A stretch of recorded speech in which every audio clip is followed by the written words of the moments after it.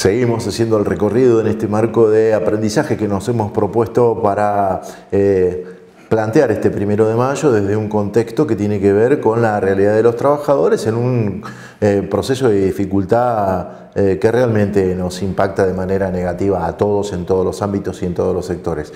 Le invitamos a Cristina Fernández, que es la representante del sindicato de ATSA, seccional Río Cuarto, una mujer con la que tenemos la posibilidad del diálogo abierto siempre y que nos ayuda a comprender un poco por dónde va la realidad de los trabajadores de la sanidad. Así que muy agradecidos, Cristina, que nos permitiese esta posibilidad en este marco de este programa especial por el 1 de mayo. Bueno, gracias por la invitación. Vos sabés que cada vez que tengo oportunidad siempre es bienvenido estar acá. En ese contexto, cuando decimos aprender, por allí nosotros cuando comunicamos tenemos alguna idea, algún concepto, pero estamos muy alejados de lo que es la cotidiana a la hora de estar defendiendo los intereses de los trabajadores, en este caso en el rubro de la sanidad, donde pasamos de un reconocimiento y un aplauso masivo en un contexto de pandemia a la ignorancia y prácticamente al olvido cuando pasó el momento de crisis. Totalmente. Creo que atravesamos como algo muy bipolar, ¿no?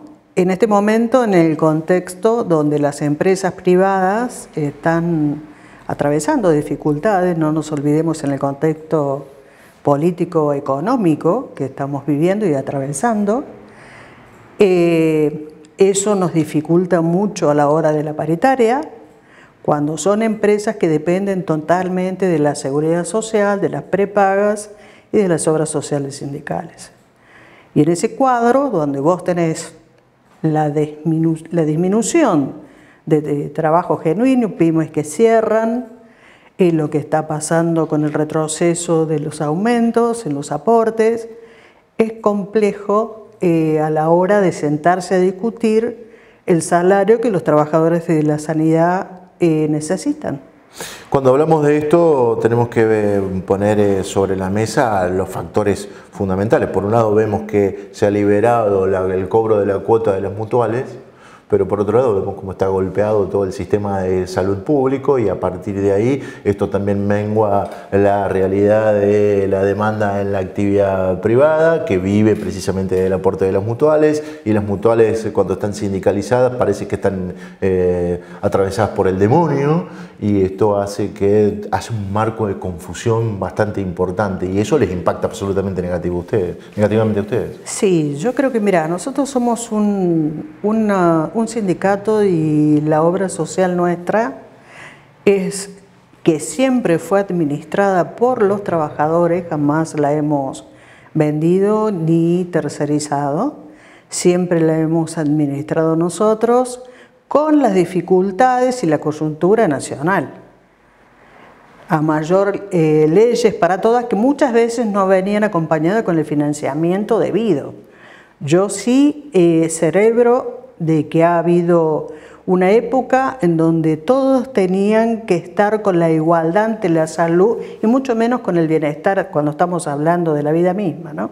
Pero todo eso tiene que venir acompañado con financiamiento, que muchas veces no viene, y recaía en las obras sociales. Y obviamente las obras sociales sindicales, que son regidas por la superintendencia, en muchos de los casos no pasaba lo mismo con las prepagas, que ellos podían tener la libertad de decir esto sí, esto no, y muchas veces elegir qué tipo de clientes querían tener. Cosas que las obras sociales sindicales lo único que apunta a tener el bienestar para el trabajador y su grupo familiar con un solo aporte. No nos olvidemos de eso. Y eso cuando nosotros hablamos del tema de la salud, que en Río Cuarto tiene un impacto tan grande, si hay algo que ha permitido que se ponga sobre la mesa esta idea y este concepto de que todavía es convocante como gran prestador de servicios, es el sistema sanitario de Río Cuarto. La clínica, el instituto, sanatorio privado, la clínica de San Lucas y todo lo que se mueve en ese ámbito, porque es lo que demanda el territorio. es lo que le está dando una vida muy importante cuando hablamos de la situación de la prestación de servicios. Sin embargo, las clínicas no están pasando buenos momentos. Bueno, mira, hay dos factores, creo yo, ¿no? Han tenido un acompañamiento que ha sido notorio porque todos han podido explayarse, han podido hasta generar movimientos en el interior del interior. No nos olvidemos de la Carlota, de Berrotarán, de la Bulaye, que tenemos la presencia en Alejandro, tenemos la presencia de estos establecimientos que le dan la categoría de primera atención, de primer nivel, y la complejidad en sus casas matrices, podremos decir así, de los distintos grupos. Hablamos de los grupos mayoritarios, como es el grupo Instituto Médico y de la Clínica del Sur. Y cuando analizamos esta realidad, Cristina, sabemos que, bueno, ahora han cambiado las variables, o por lo menos parece que esto está sucediendo. Sin embargo, la obra social más importante, que es el PAMI, entendemos, por la información que recibimos, y no sabemos si es tan cierta, que el sistema, el mecanismo de pago y de aporte era importante para las clínicas y era con una dinámica no de meses de atraso a la hora del pago de las prestaciones. Digo, había como un funcionamiento y una dinámica que les permitía una previsibilidad a la hora de dar una respuesta como la que ustedes están demandando. Sí, PAMI fue uno de, bueno, PAMI y otras obras sociales que hacían el financiamiento, sí, estuvo manejada en la época que estaba Fernando Bocios, estuvo con una gestión que fue muy dinámica y bueno, se veía cómo se iba desarrollando y cómo se ocupaban también. Esas cosas hay que decirlas, porque eso también nos permitía a nosotros cobrar en tiempo y en forma. Cambiaron las variables. ¿Cuáles son los principales reclamos que vos recibís como dirigente, que además tenés presencia, porque haces el recorrido, sabemos que realmente tenés la presencia, no solamente en todas las clínicas de Río Cuarto, sino en el territorio? ¿Cuáles eran los reclamos hace un tiempo? ¿Cuáles son ahora? ¿Cuál es la situación por parte de los trabajadores que seguramente te plantean el hecho de cobrar el sueldo como corresponde en tiempo y en forma, pero si no ahora se le suma esta problemática social que antes no estaba? Y la problemática social hoy es la paritaria, es el salario que no alcanza. Eso es lo fundamental. Le sumás incluso al boleto, al transporte, a los servicios, y esta devaluación viene, pero en caída. Nosotros estábamos viendo que la interanual nuestra en la paritaria de abril a marzo, había sido del 246%. Contra una inflación que fue del 283. Está desfasado porque todavía no podemos cerrar porque es la de abril. ¿Y qué nivel de respuesta vas encontrando? Vos los conocés a todos, dialogás con todos, tenés conocimiento de cómo son los funcionamientos, hay siempre una predisposición al diálogo por parte de ustedes, siempre con la firmeza, porque te hemos encontrado en la calle haciendo reclamos, sí, y planteando lo que había que plantear en tiempo y en forma. ¿Cuál es la disposición y la predisposición del empresariado? Y obviamente que el empresariado siempre apunta a mejorar en su calidad, en su servicio y obviamente que también en su gente. Lo que pasa es que por ahí las cosas, cuando vos tenés insumos que te aumentan el 3000% y tenés un desfasaje en lo que vos venías con la seguridad social, sumado ahora a algún atraso de que vienen, que antes no lo tenían, y por ahí se complica un poco, por ahí se complica. ¿Es fácil sentarse en esas mesas? ¿O ustedes como gremio, independientemente de la trayectoria que tienen y el conocimiento, es fácil sentarse en esas mesas donde esos directorios están tan transversales y con tanto interés contrapuesto? No, cuando no tenés, a ver, las paritarias nuestras que antiguamente venían, no te digo que caminando, pero sí eran fáciles porque sabías que tenías un Estado que te estaba diciendo, bueno, como seguridad social vamos a respaldar, PAMI se va a comprometer, las obras sociales mayoritarias, por ejemplo, en la provincia, también podíamos conciliar. Hoy no tenés eso, ni tampoco tenés el órgano rector que era el Ministerio de Trabajo, quien te sentaba y te decía, señores, acá tiene que haber la solución entre la gremial empresarial y la gremial sindical, porque acá está la gente de por medio. Cuando hablamos de que el Estado no tiene que estar metido y arbitrando en nada, quedan librados a merced de la situación de mercado, y la situación de mercado, si hay algo que no tiene, es solidaridad. Podrá tener responsabilidad empresarial en algunos casos. ¿Cómo hacen para lidiar ustedes con esa realidad? ¿En serio vos pensás que el Estado no está controlando? Entonces decime por qué llevaron a camionear a la instancia que lo llevaron, no homologando un convenio de parte entre privados. Yo creo que acá hay un ánimo, hay una animosidad de parte del gobierno donde te dicen inventamos alguna variable para que el trabajador no pueda competir realmente con los márgenes de inflación, porque si estamos en el último cadena nacional de nuestro presidente, hay que festejar que tenemos el 6% de inflación. Sí, dependiendo a costa de qué. Pero aparte a costa de que era lo que teníamos en octubre y en noviembre del 2023, porque si pasamos y nos devaluamos y nos aumentaron todas las energéticas y todo para llegar a este índice, realmente no sé qué festejamos. Mira, yo hago un cálculo que es para que se entienda un poco lo que se viene perdiendo.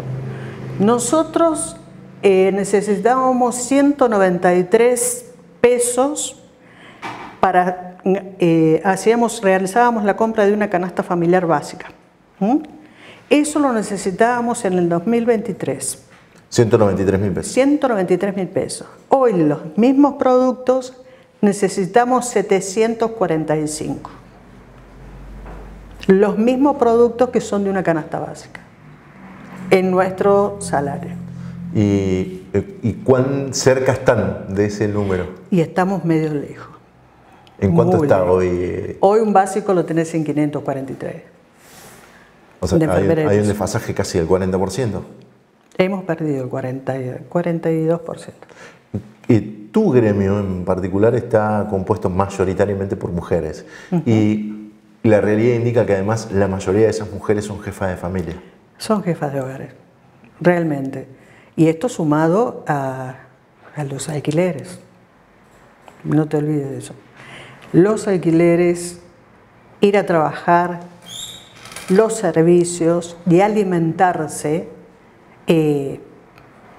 ya no se sabe qué, se juega un tatetí a fin de mes, que es lamentable. ¿No pusimos ahí la educación? ¿No pusimos ahí no.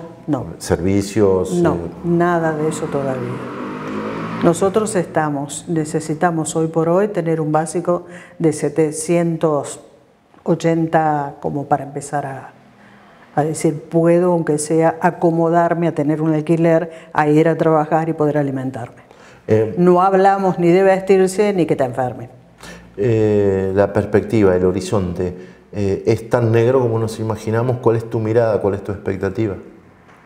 Mira, a mí me da mucha esperanza lo que sucedió con la defensa de la educación pública, que más allá de la discusión si era una paritaria o no era una paritaria, yo creo que hay cosas que coincidimos en que la sociedad en su conjunto coincide en que nosotros tenemos educación de calidad, coincidimos en que es lo único que entendemos como clase trabajadora ascendente, es los trabajos cada vez más profesionalizados, entendemos que es el futuro y es el norte que tenemos nosotros como argentinos para entrar en la competencia, en el valor agregado, en las tecnologías, y porque es ciencia y tecnología lo que se tiene que apuntar a futuro.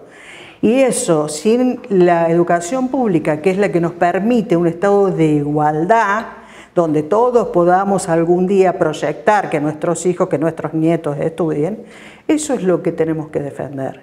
Quizás no pase lo mismo con la salud, porque hoy nuestra salud pública, que está tan renegada, pero que ha sido de tanta utilidad, y tenemos a lo mejor cosas privadas que cuenten con cierta tecnología y que por ahí no lo podamos visualizar.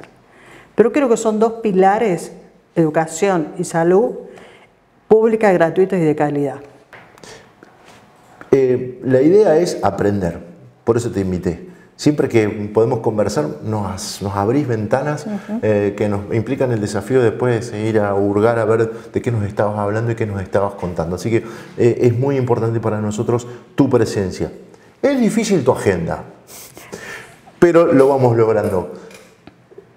Para cerrar, tu reflexión, tu mirada, lo que quieras que se entere toda la gente del territorio que nos ve respecto de este 1 de mayo, la realidad de los trabajadores de la sanidad y la reflexión que vos consideres que es apropiada que compartamos.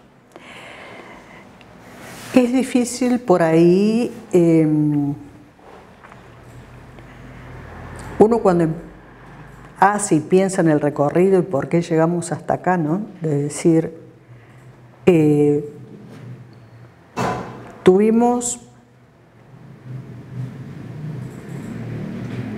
cuando yo entré a trabajar, por ejemplo, yo era auxiliar de enfermería. Después me fui profesionalizando, me dijeron, che, en el 2000 cambia todo, sos profesional o quedás sin trabajo.